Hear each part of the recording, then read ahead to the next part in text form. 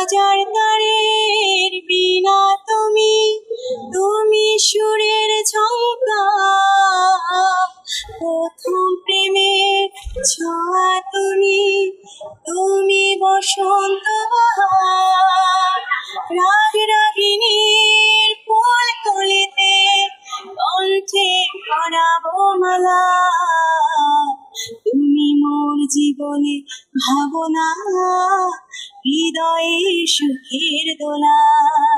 মানুষ তো হচ্ছে সবকিছু বুঝতে পারে। আমরা আসলে মানব জাতিরা শাক দিয়ে আসলে মাছ যেমন ঝাঁপানো যায় না, সত্য সবসময় সত্য, মিথ্যা তো কখনো আর সত্য করা যায় না। সো আমার মনে হয় যে মানুষ যেটা বুঝতে পারতেছে যে ওনারা জড়িত আছে, সো আমারও মনে হয় যে জড়িত আছে।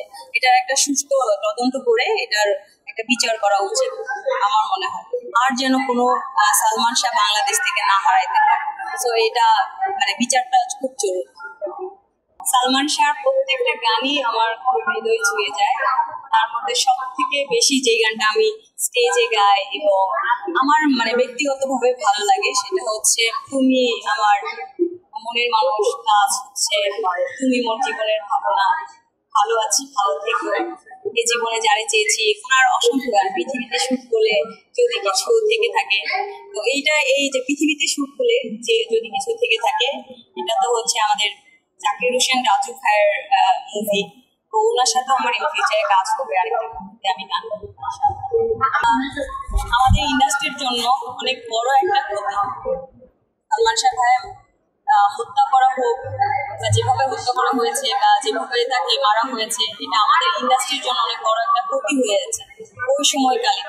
এবং ওনার হচ্ছে আমরা তো দেখি নেই, আমাদের জন্মের আগে উনি মানে মারা গেছেন।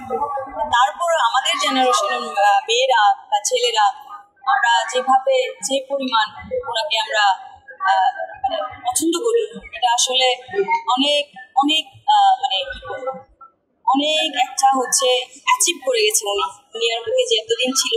এটা এই অ্যাচিভটা যদি উনি না করতো তাহলে হয়তো বা এই আমাদের বাংলাদেশে হয়তো বা এখন 20 কোটি প্লাস হয়ে যাবে মানুষ, রাইট?